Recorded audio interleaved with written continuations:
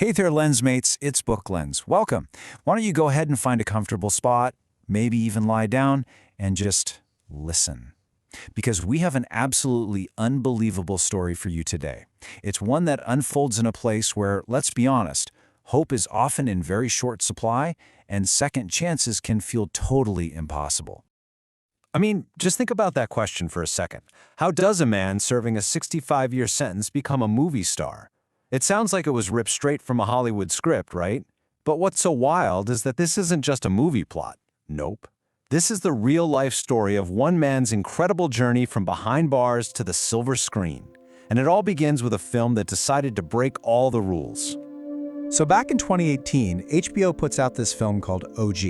And the director, Madeline Sackler, she made this really bold choice. Instead of, building a set that looked like a prison, she took her entire crew inside a real one, the Pendleton Correctional Facility, a maximum security prison in Indiana.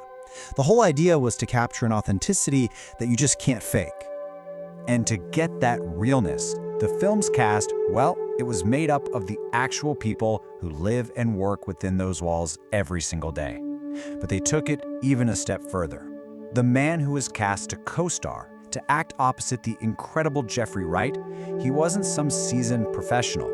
He was an inmate serving a long-term sentence in that very prison. And that right there brings us to the very heart of our story and the man at the center of it all, Theothus Card. Okay, so this is where the line between fiction and reality just gets unbelievably blurry. On one side, you have the real man, Theothus Carter, serving a 65-year sentence. On the other, his character Beecher, who's serving 50 years.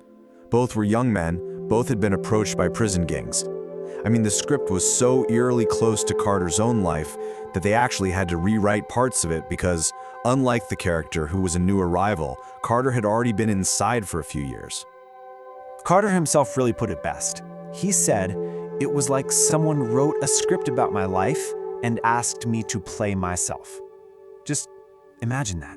Reading a character description and seeing your own past staring right back at you. It was a role he was, in a way, uniquely and maybe even tragically prepared to play. So the big question is, how on earth did this even happen?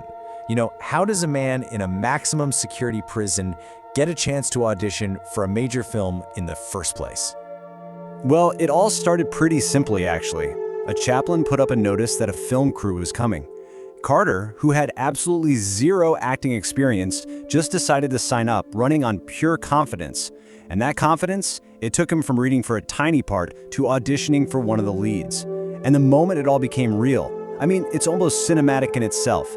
He gets the offer from the director over a Skype call, and it's taking place in the prison's parole hearing room, the very room where inmates usually find out their fate. So get this, before any of the professional actors even showed up, the inmate cast spent 4 weeks just rehearsing. But to make things feel natural, the director had them improvise scenes from other movies like John Q, not even from OG itself. It was this totally unconventional workshop that led into 15 really intense weeks of filming, all of it happening right there within the prison walls. Now, filming alongside a powerhouse like Jeffrey Wright was basically a masterclass. And that title, OG, it held a pretty special meaning. So, what does OG actually mean? Yeah, its roots are in original gangster, but the term has really evolved over time. Now, it's more about someone who's an originator, a veteran, someone who is deeply, highly respected in their world. And in the film, Jeffrey Wright's character, Louis, he's the prison's OG, the guy who's seen it all.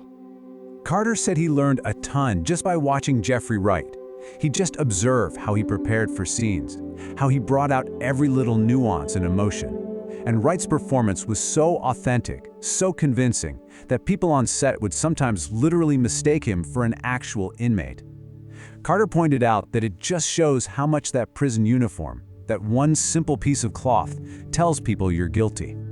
You have to understand, for Carter, this wasn't just another role. It was a profoundly life-altering experience. And to really get why, you kind of have to understand where he came from. Carter grew up in a neighborhood in Indianapolis where, opportunity just wasn't really a thing. He talks about a childhood of just deep poverty, sometimes not even having electricity, all of them huddling around a kerosene heater just to stay warm. With drug addiction in his family and street life all around him, he said the allure of fast, easy money has a major pull when you grow up with nothing. So when he landed that role, it was so much more than a job. In his own words, which are just so powerful, he said it felt like being jolted alive back from the dead. He explained that when you're in prison, you start to feel like you just don't matter anymore. And this film was a declaration that he did matter. It gave him a sense of purpose in a place that's really designed to strip it away. But this story, it takes a truly heartbreaking turn. Shortly after they finished filming, while Carter was still incarcerated, his son was tragically killed.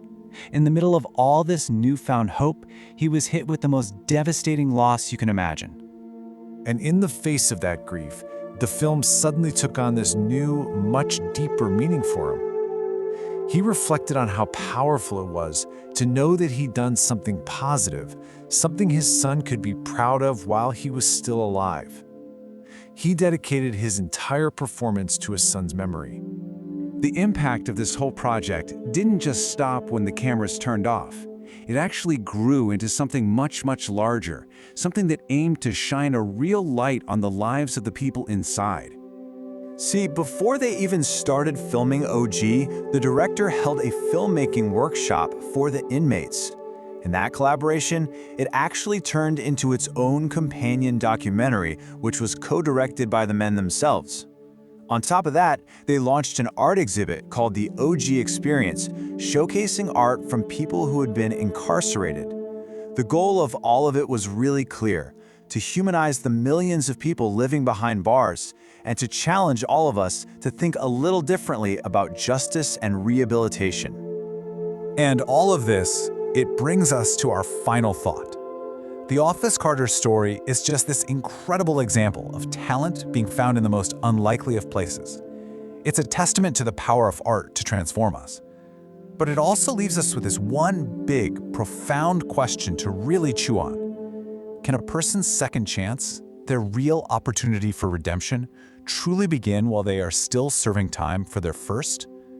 Something to think about. Thank you for listening, Lensmates.